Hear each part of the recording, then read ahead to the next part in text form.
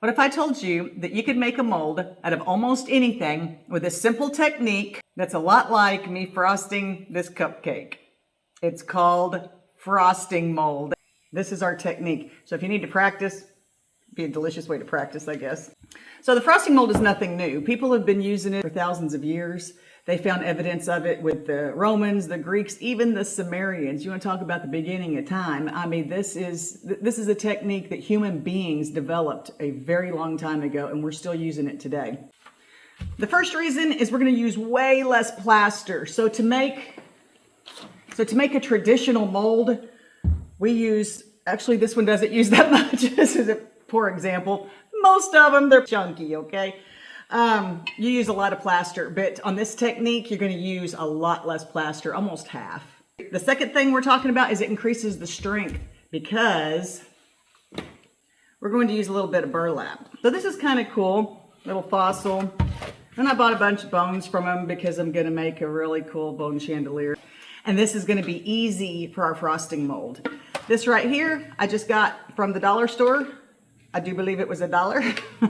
I like the shape because there's no undercuts. If you're worried about this being undercut, take a piece of clay, put it in there, smooth it out. So the first thing we're going to do is we're going to put our bowl on the scale and zero it out. That just means turning it on with the bowl here so we hit all zeros. I've never made this one before, so I don't know how much I'm going to need, but I'd rather have too much than too little, so I'm going to do 1.5 quarts, which is 48 ounces. So we're going to turn this to ounces. I'm going to use distilled water. So we're going to do the 48 ounces of water. And for this recipe, we're going to need 4 pounds, 4 ounces of plaster. Set this aside. Turn your scale off. Put your bowl on. Turn it back on. And let's start filling it up. We need 4 pounds. I think this bowl will hold that. Add the plaster to the water until it forms an island. Once it does that, it's very important to let it sit for at least 2 minutes and do not touch it. Don't be messing with it. Just leave it alone. Don't tap it, get air bubbles, just nothing. And that gives it the time that it needs to soak up thoroughly, soak up the plaster. Do you see our island forming?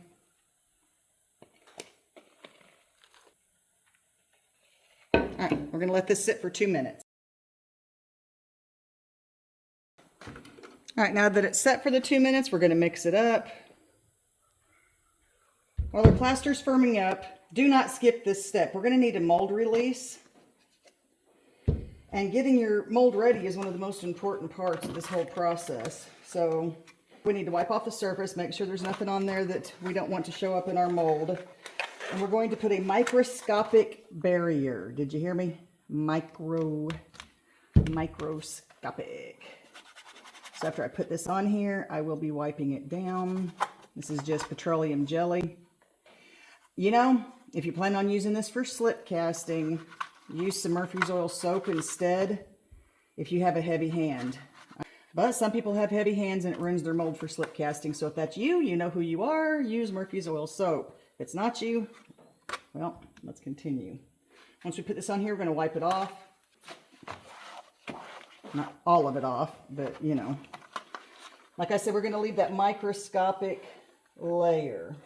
That's just so it doesn't fuse together. All right, that looks good.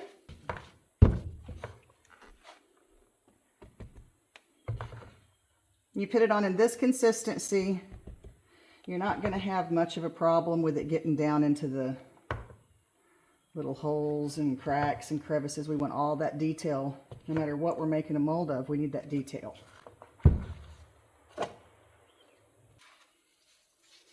Now we're going to take a piece of burlap. We're actually going to cut this in half and put that strip right in the center. I'm going to take this and gently, we do not want to go all the way down to the mold. Gently press it in there. That's icing. Now we're cooking. Okay. Now we're going to put this on here. Once that first coat is on, you better get your butt in gear because this stuff firms up very quickly.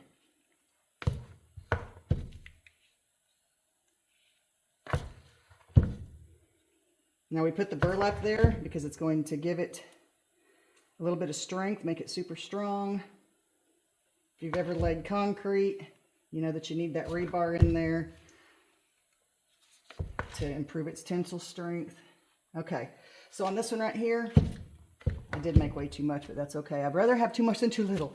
Now we're going to take this, and I'm going to put kind of a flat bottom on it just so I can sit it down and work on it.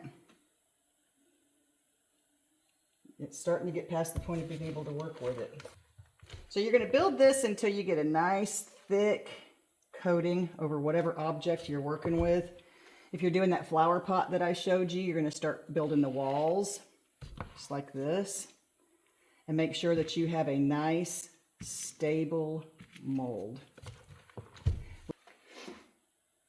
Right now it's starting to firm up. That chemical reaction is taking place. This thing's going to get real warm. Now, the hardest part of the whole process is waiting. We have to wait 30 minutes to an hour. This one's pretty thick, so we're going to give it an hour. I'm going to go sit in the air conditioner for a few minutes, and we'll come back out, and I'll do the big reveal.